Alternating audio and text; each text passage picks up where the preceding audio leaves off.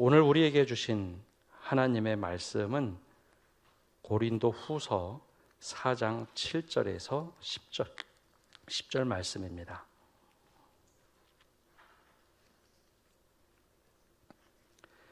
제가 하나님의 말씀을 봉독합니다.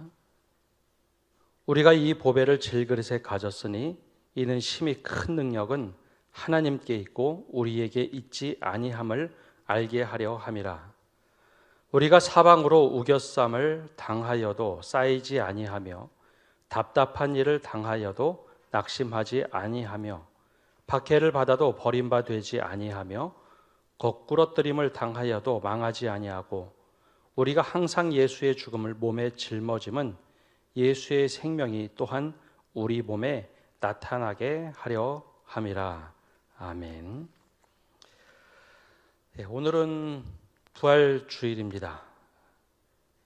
우리 부활주일을 맞이하며 광고 시간에도 서로 인사했지만 다시 한번 인사하겠습니다. 옆에 분들과 주님이 부활하셨습니다. 한 번 더 인사할까요? 우리도 부활의 소망을 갖고 삽시다.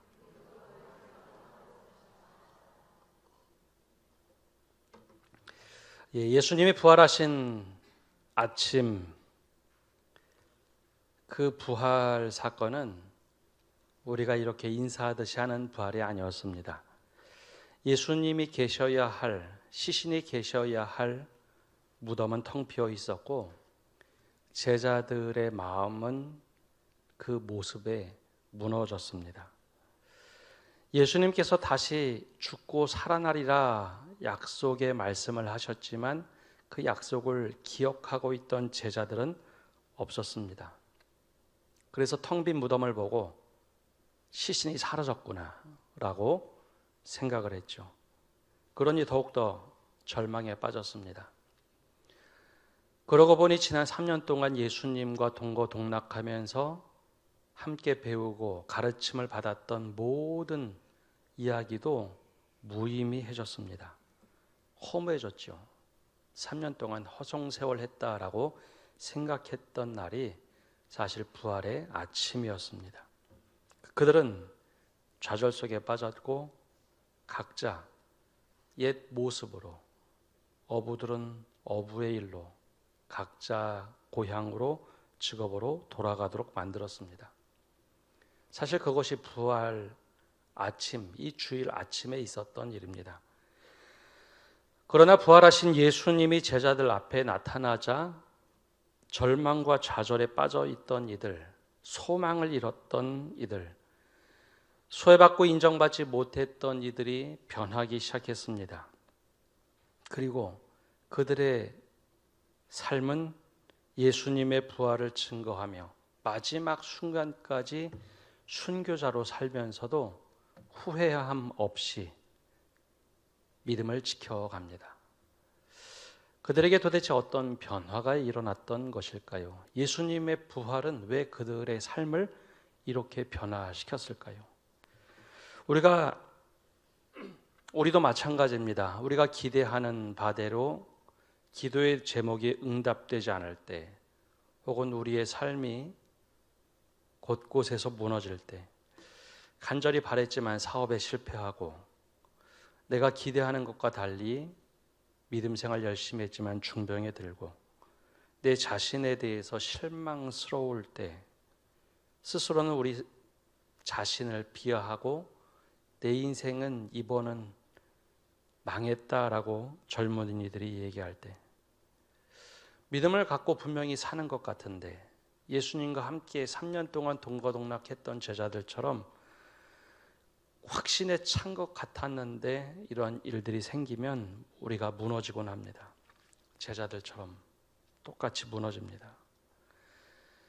제자들에게 예수님의 부활의 의미가 있듯이 우리에게도 예수님의 부활은 우리의 삶을 변화시키는 능력이 있습니다. 도대체 예수님의 부활은 우리의 삶과 어떤 관계가 있을까요? 오늘은 바울을 통해서 그 의미가 어떤 의미인지 우리에게 도전하고 있습니다. 우리 10절의 말씀을 자막을 통해서 쉬운 번역으로 함께 읽어보겠습니다. 우리는 언제나 예수님의 죽음을 몸에 짊어지고 다닙니다. 우리 몸에서 예수님의 생명도 드러나게 하려는 것입니다. 아멘. 부활의 신비에는 전제가 있습니다. 죽어야 한다는 것이죠. 죽지 않은 부활은 없습니다. 예수님을 우리가 믿는 것은 예수님의 죽음을 우리 몸에 지니고 살아야 된다라고 말을 합니다. 즉 하나님께서 십자가에서 죽은 예수를 다시 살리시고 생명으로 인도하신 그 믿음을 함께 믿는 겁니다. 예수님께서 우리를 대신하여 죽으셨다만 믿으면 그것은 믿음의 반쪽짜리입니다. 더 중요한 것은 그 죽음에서 하나님이 예수를 살리셨다라는 것을 믿을 때 진정한 믿음이 됩니다. 그것처럼 내가 예수님의 죽음을 내 삶에 모시고 산다라는 것은 내 의지와 자아가 주님과 함께 십자가에 죽어야 한다라는 것을 대전제로 합니다. 내 자아가 죽지 않으면 우리는 그대로 살아있을 것이고 내가 하는, 내가 인도하는, 내가 바라는 삶을 살겠죠. 그러나 내 자아가 주님과 함께 십자가에 죽으면 내가 아무것도 할 수 없다라고 느끼기 시작합니다. 기대와 소망도 사라지죠. 죽음이 그런 것입니다. 그러나 그때 하나님께서 우리를 죽은 예수를 살리듯이 우리를 살리시고 새 사람으로 만드신다. 이것이 부활의 소망입니다. 그래서 갈라디아서 말씀처럼 내가 그리스도와 함께 죽고 그리스도와 함께 다시 사는 삶을 사는 것. 그래서 내가 드러나는 것이 아니라 내 안에 계신 그리스도가 다시 사는 삶을 사는 것. 이것이 예수님의 부활이 우리의 삶에 소망이 된다라는 것입니다. 그래서 이 대전제 속에 우리가 먼저 깨달아야 할 것이 있는데요. 우리는 질그릇과 같은 존재라는 것입니다. 20여 년 전에 이스라엘 성지 순례를 갔을 때 그곳에는 서안지구 분리 장벽을 세우는데 한참이었습니다. 한번 사진을 띄워줘 보시면요. 분리 장벽이란 것이 우리나라의 분리 장벽은 철조망, 즉 휴전선의 철조망으로 되어 있습니다. 근데 당시 저 콘크리트로 된 굉장히 높은 담을 서안지구 전체에, 지금으로 말하면 전쟁이 일어나고 있는 가자지구 전체에 이 분리 장벽을 세우는데 한참이었습니다. 많은 이들이 우려를 표했죠. 왜냐하면 이 분리 장벽은 새로운 갈등을 부추길 수 있고 단절과 그리고 분리를 의미했기 때문입니다. 근데 이것이 다 세워지고 난 그 이듬해에 누군가가 이 장벽에 와서 낙서를 하고 갔습니다. 다음 날 유럽 전역에 그 소식이 퍼졌죠. 분리와 단절의 상징인 저 장벽 위에 낙서를 하고 간 그 그림은 풍선과 소녀라는 그림이었습니다. 거대한 장벽에 누군가 그림을 그리고 사라졌죠. 이 그림은 영국의 얼굴 없는 그래피티 아티스트라고 불리는 뱅크스가 그린 그림이었습니다. 뱅크스라는 사람은 아직까지 누구인지 알려져 있지 않습니다. 밤에 와서 의미가 있다라고 생각되는 처참하게 무너진 곳에 종종 그림을 그리고 갑니다. 근데 이 그림을 본 사람들은 콘크리트와 철근으로 만들어진 장벽을 본 것이 아니라 그 분리의 상징인 장벽 속에 그려진 그림을 통해서 새로운 가치를 떠올렸습니다. 아, 이 장벽은 장벽이 있어야 될 곳이 아니구나. 오히려 자유롭게 소녀가 저 풍선을 띄워 넘어갈 수 있어야 하는 곳이구나라는 자유와 평화를 생각하게 됐죠. 원래 저 재료는 콘크리트와 철근으로 이루어져 있는 곳입니다. 분리와 단절을 의미하죠. 근데 그것을 화폭 삼아서 뱅크시가 그림을 그리자 이 아무것도 아닌 장벽에 가치를 부여했습니다. 사람들은 그 장벽을 보는 것이 아니라 그 장벽 속에 있는 그림을 보고 야, 이 소녀가 이곳에 있다면 풍선을 날릴 수 있는 자유와 평화가 있어야겠다. 그리고 시선이 달라졌습니다. 의미가 생겼죠. 가치를 부여했습니다. 그래서 분리의 장벽을 보면서도 사람들은 이러면 안 되겠다라고 생각했죠. 뱅크시는 최근에 우크라이나 전쟁터에서도 폭탄이 떨어진 처참한 곳에 갔다 왔습니다. 다음 날 또 대서특필이 됐습니다. 오른쪽에 보이는 곳이 폭탄에 완전히 무너진 건물입니다. 저 밑에를 자세히 보시면 확대해 놓은 그림이 있는데요. 한 소녀가 체조를 하고 있습니다. 원래 이곳은 아이들이 자유롭게 운동할 수 있어야 되는 곳이었다는 거죠. 처참하게 무너진 건물은 우리 눈에 보기에는 아무 쓸데없는 곳입니다. 근데 그가 와서 그림을 하나 그려놨습니다. 원래 이곳은 소녀가 자유롭게 운동을 해야 된다는 곳이죠. 또 다른 장면도 있습니다. 이 건물은 폭탄에 맞아서 건물에 구멍이 생겼습니다. 근데 저 위에서 한 아이가 루프를 돌리며 체조를 하고 있습니다. 이 뱅크시는 아무것도 아닌 무너진 저곳에 그림을 그려놨더니 예술의 혼이 저 안에 서리게 됩니다. 그러면서 가치를 사람들이 발견하게 되죠. 무너진 건물, 폭탄에 맞은 건물이 무슨 의미가 있습니까? 그런데 저 그림 하나 딱 그려놨더니 사람들이 다시 생각하게 됩니다. 원래 이렇게 살면 안 되는구나. 의미 없는 곳에 의미가 생겼습니다. 아무것도 아닌 저 처참하게 무너진 건물에 화폭 삼아서 그림을 그렸던 그 모습처럼 하나님께서는 우리가 어떤 재료로 만들어져 있는 질그릇인지 거기에 관심이 없습니다. 근데 우리는 내가 어떤 질그릇의 재료로 만들어지는가에 관심이 참 많습니다. 나는 좋은 집안에서 태어나야 하고 좋은 환경에서 좋은 교육을 받아야 하고 부유하게 자라면 제일 좋은 삶이라고 생각합니다. 그래서 우리는 겉에 무엇인가 치장하거나 내가 이런 괜찮은 사람이라는 것을 참 보여주고 싶어 합니다. 그런데 그런 사람들이 대다수는 아닙니다. 극소수 몇 사람이죠. 우리는 한두 가지 이상씩은 다 결핍을 가지고 있습니다. 근데 그 결핍 하나가 있으면 내가 참 부족하고 열등하다고 느낍니다. 다 갖춰 있어도 이것 하나 부족하면 그것 때문에 우리의 삶이 마치 무너지는 것이냐. 다른 사람들이 보기에는 참 괜찮아 보이는데 내 인생이 망한 것처럼 생각할 때가 많이 있죠. 근데 하나님께서는 우리를 바라보실 때 그것에 별로 중요하다고 여기지 않습니다. 그것에 무엇을 담느냐, 좋은 재료가 아니라 그 질그릇에 무엇을 담고 사느냐, 거기에 관심이 더 많다라는 것이죠. 거기에 가치와 의미를 부여합니다. 그래서 오늘 말씀 7절에 사도 바울은 이렇게 말하고 있습니다. 우리 함께 읽어보겠습니다. 7절입니다. 우리가 이 보배를 질그릇에 가졌으니 이는 심히 큰 능력은 하나님께 있고 우리에게 있지 아니함을 알게 하려 함이라.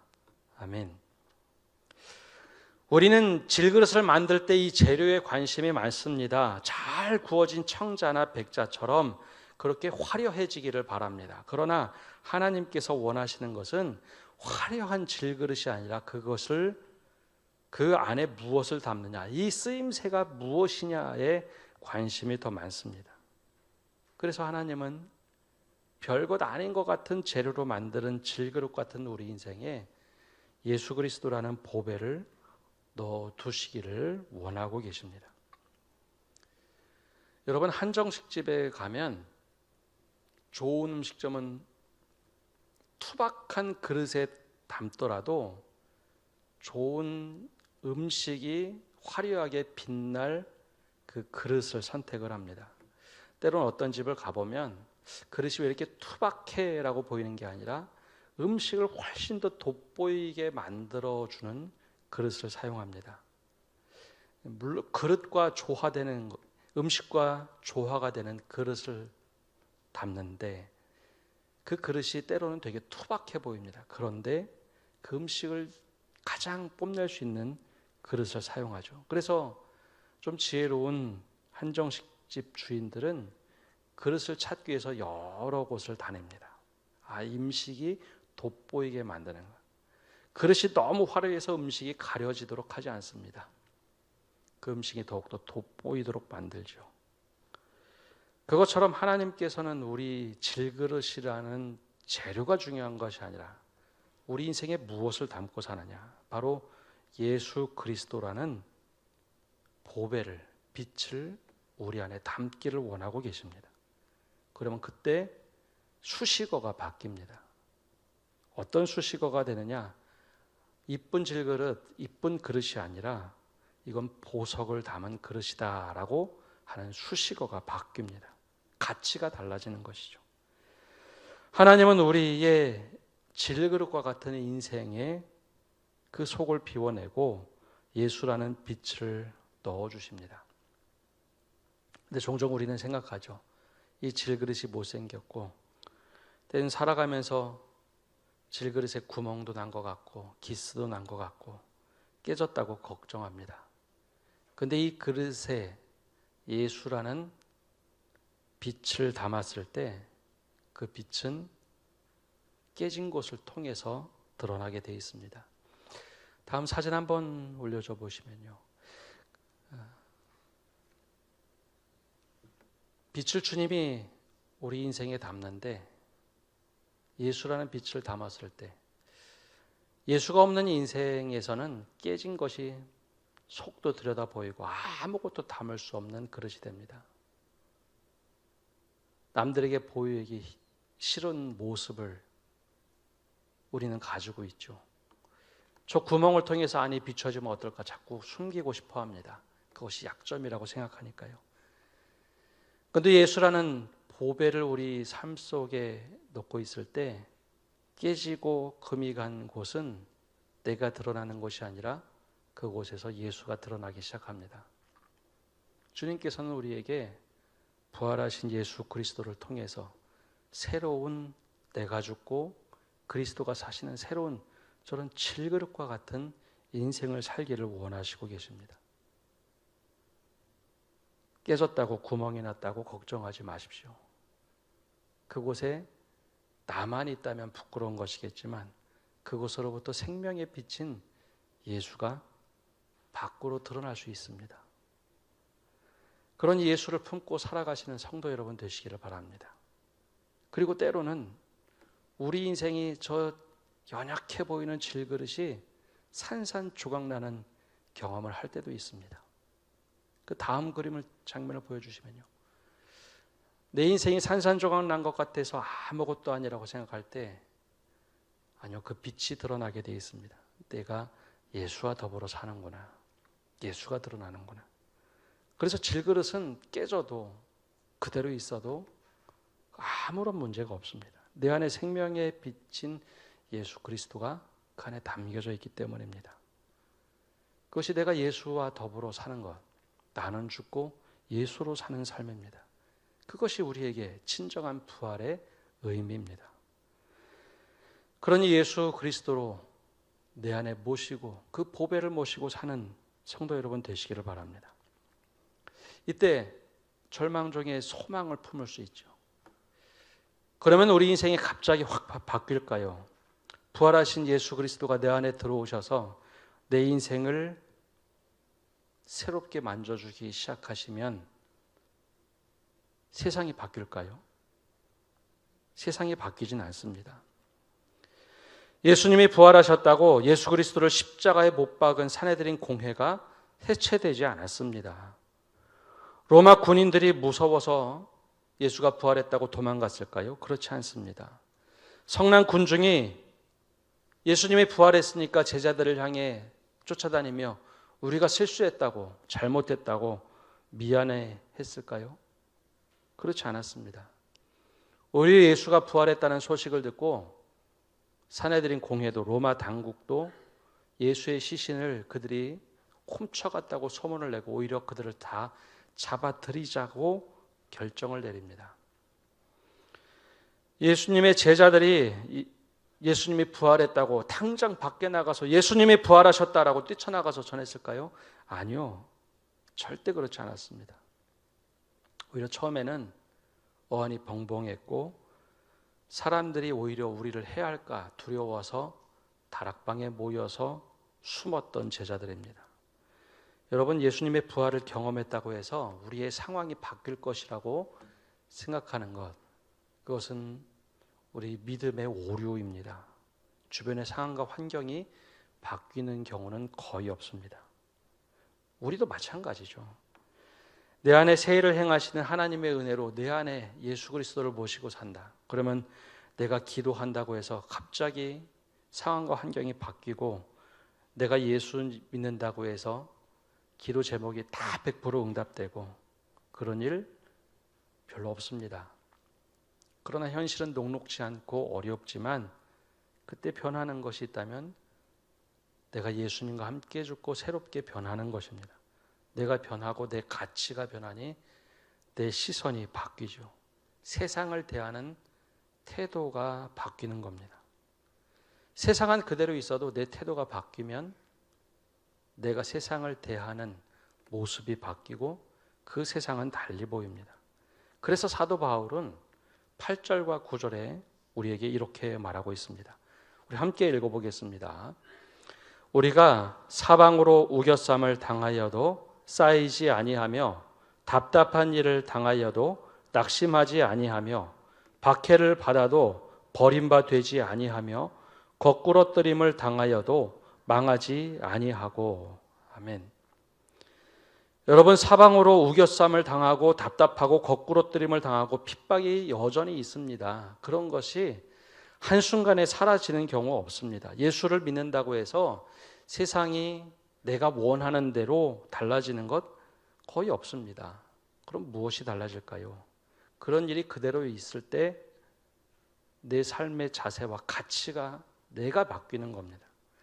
내가 예수 그리스도와 함께 죽고 내가 다시 주님과 함께 살 때 깨진 질그릇에 대한 투박한 것에 대한 자존감의 무너짐이 아니라 내 안에 예수 그리스도가 살아계시다라는 그 자존감으로 변하는 것이죠. 그래서 사방에서 나를 우겨싼다고 해서 내가 움츠러들지 않는 겁니다. 오히려 나를 우겨싸면 쌀수록 예수의 빛이 그들을 부끄럽게 만드는 것이죠.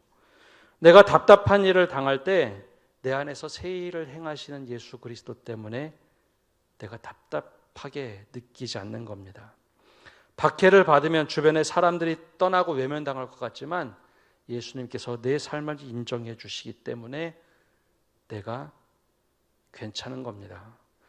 나를 거꾸러뜨리면 내가 엎어지는 것 같아 망할 것 같지만 아니요. 나를 거꾸러뜨리면 내가 망하는 것이 아니라 예수 그리스도가 더욱더 반짝 빛나는 삶을 비추기 때문에 망하는 것이 아닙니다. 그게 부활의 소망으로 사는 것이죠. 믿음 생활을 하다 보면 종종 다른 사람 때문에 상처기를 얻을 때도 있습니다. 물론 믿음 생활을 하지 않아도 상처기가 나죠. 아까 말씀드린 것처럼 내 인생에 구멍이 뻥뻥 뚫릴 때가 있습니다.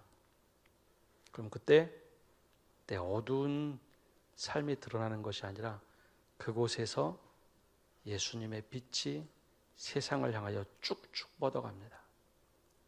그래서 내가 괜찮다는 거죠. 여러분, 이것이 부활의 소망입니다. 절망 속에서 부활의 소망이란 것은 내가 주님이 부활하셨으니까 그냥 기쁘지가 아니라 내 삶에도 절망 속에서, 아니 좌절 속에서 소망을 잃어버린 죽음에서 나를 새롭게 하시는 주님의 은혜가 내 삶에 있다라는 겁니다. 그래서 내 상체기를 통해서 주님이 드러나는 것, 그래서 우리가 괜찮게 당당하게 사는 겁니다. 그게 예수님의 부활의 능력이 내 속에 있는 것입니다. 그럼 그 부활의 능력이 있기 때문에 사도 바울은 우리에게 무엇을 말할까요? 그래서 10절에 이렇게 말합니다. 우리 10절 말씀 다시 읽어보겠습니다. 우리가 항상 예수의 죽음을 몸에 짊어짐은 예수의 생명이 또한 우리 몸에 나타나게 하려 함이라. 아멘. 그래서 하나님께서는 우리에게 고난을 멈추게 하는 방식을 취하시는 경우가 별로 없습니다. 오히려 그 고난 가운데서 무너지지 않도록 더 단단하게 은혜를 부어주시고 우리를 다시 살리는 방식으로, 그것을 새롭게 대처할 방식으로 우리를 바꿔주시는 것이죠. 그래서 부활은 죽음을 무력하게 하는 선언이 아닙니다. 죽음을 꿰뚫고 살아나게 하시는 능력인 겁니다. 그래서 그 어떤 어려움이 우리에게 닥쳐온다 할지라도 주님과 함께 죽고 주님과 함께 다시 살아서 그 어려움이 나에게 더 이상 어려움이 아니라 주님과 함께 죽었기에 새로 살리시는 하나님의 능력으로 사는 삶입니다. 그때 우리가 지녀야 할 태도가 있습니다. 바로 그것이 믿음입니다. 13절에 이것을 이렇게 사도 바울은 얘기합니다. 우리 13절 말씀 함께 읽겠습니다. 기록된 바 내가 믿었으므로 말하였다 한 것 같이 우리가 같은 믿음의 마음을 가졌으니 우리도 믿었으므로 또한 말하노라. 아멘. 바울은 시편의 고백을 인용하는데요. 믿음의 눈으로 지금 오늘을 살아가자라는 겁니다. 예수님의 부활이 단지 예수님의 부활로 끝나는 것이 아니라 그 부활이 우리 안에 역사해서 내가 주님과 함께 죽고 새롭게 사는 삶을 살아나는 것, 사는 것. 그것이 오늘의 부활을 이야기하는 겁니다. 고난 끝에 주어지는 하나님의 응답이 부활입니다. 그러니 우리의 삶이 때로는 부서지고 깨지고 무너지는 것처럼 보였을 때 하나님의 영광이 드러나는 삶을 사는 것, 그것이 부활의 여정입니다. 그래서 우리가 그것을 믿고 살아가자라는 것이죠. 사람들은 십자가에 고난 당하시고 부활하신 주님을 기억합니다. 근데 그것만 기억하면 반쪽짜리 믿음입니다. 주님이 다시 부활하시고 우리 또한 이 삶에 내가 죽고 주님과 함께 부활하는 것, 그것이 진정한 삶의 소망입니다. 여전히 고난 가운데 있고 어려움, 죽음의 그림자는 여전합니다. 그러나 그것 때문에 절망하는 것이 아니라 주님이 죽으시고 부활하시고 내 안에 계시는 것처럼 죽음은 우리를 삼킬 수 없고 오히려 그 속에서 생명의 꽃이 피어난다라는 것, 이것이 바로 믿음입니다. 여러분, 우리가 이 믿음을 가지고 살아가시는 성도 여러분 되시기를 바랍니다. 함께 기도하겠습니다. 살아계신 주님, 우리가 믿음을 갖고 산다고 하면서도 제자들처럼 예수님이 죽음 앞에서 완전히 절망하고 소망을 잃어버리고 이젠 끝났다고 생각할 때가 참 많이 있습니다. 우리도 믿음 앞에서 그렇게 무너질 때가 종종 있습니다. 그러나 주님, 우리 힘으로 살아가는 믿음이 아니라 주님께서 십자가에 죽으시고 다시 부활하신 것처럼 우리 삶의 투박한 질그릇 속에 나는 죽고 주님을 모시고 사는 삶이 되게 하여 주옵소서. 그래 우리 상처나고 깨진 곳으로부터 주님의 빛이 드러나게 하여 주시옵소서. 우겨쌈을 당하여도 쌓이지 않고 거꾸러뜨림을 당하여도 망하지 않는 것, 바로 주님이 나와 함께 하심을 늘 깨닫고 믿음으로 바라보며 살아가게 하여 주시옵소서. 그래 오늘도 내가 사는 것이 아니라 주님께서 나와 함께 동행하시며 주님으로 인하여 사는 삶, 주님께서 우리의 삶을 살아주시며 인내하는 것, 그것이 믿음임을 고백하며 살아가게 하여 주시옵소서. 이 모든 말씀 예수님의 이름으로 기도합니다. 아멘. 우리 다 함께 일어나셔서 찬송가 171장 우리 함께 찬양하겠습니다.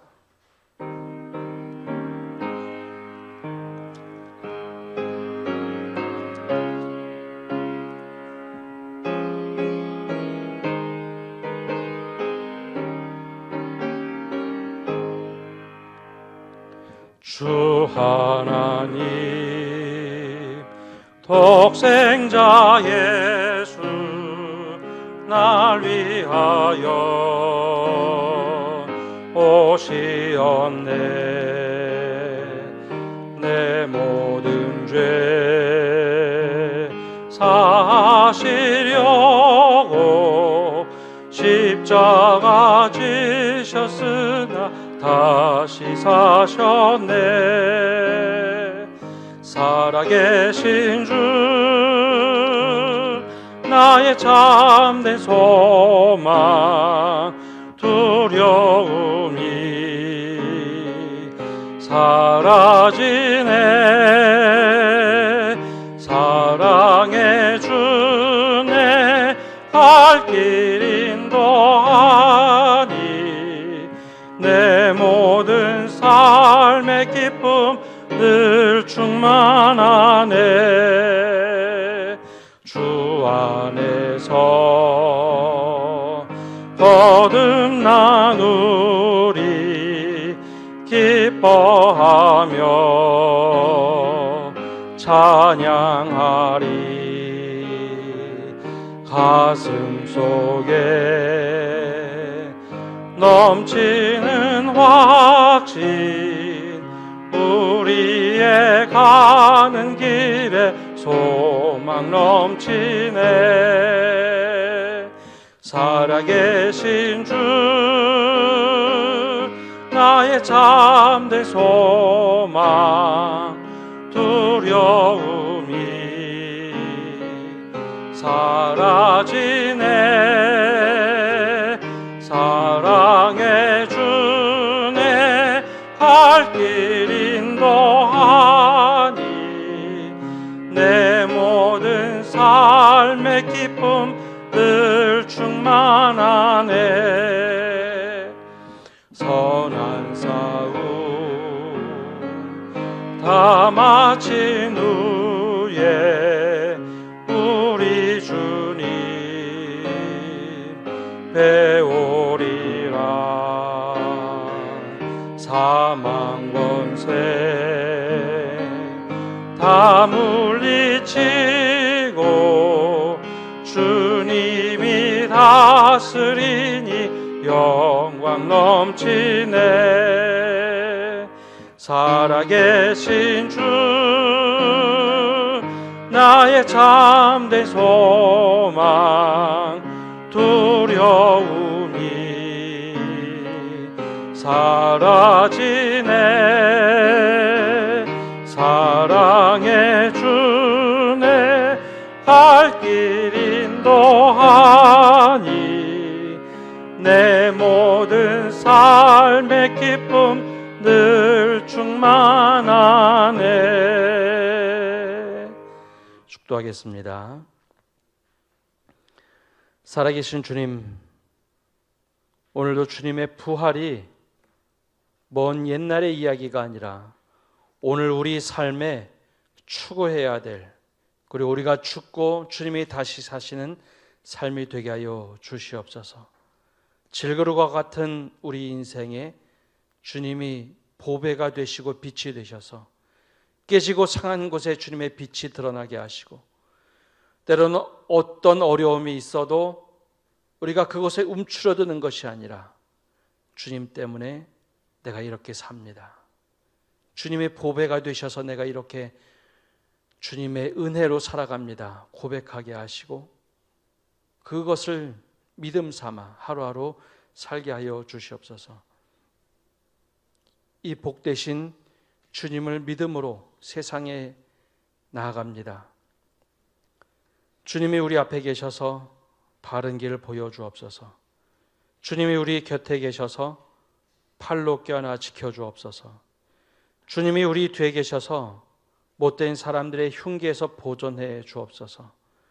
주님이 우리 아래 계셔서 떨어지면 받아주시고 덫에서 끄집어내어 주옵소서.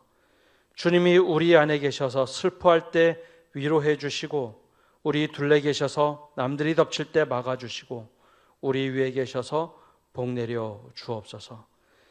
이제는 예수 그리스도의 은혜와 아버지 하나님의 크신 사랑과 성령님의 교통하심과 위로하심이 오늘 예배를 드리며 주님의 부활하심이 오늘을 살아가는 우리에게 힘되시고 능력되심을 결단하고 다짐하는 모든 성도들 위해 온라인으로 예배하는 믿음의 권속들과 그리고 이 땅 위에 이제로부터 영원까지 함께 하시기를 간절히 축원하옵나이다. 아멘.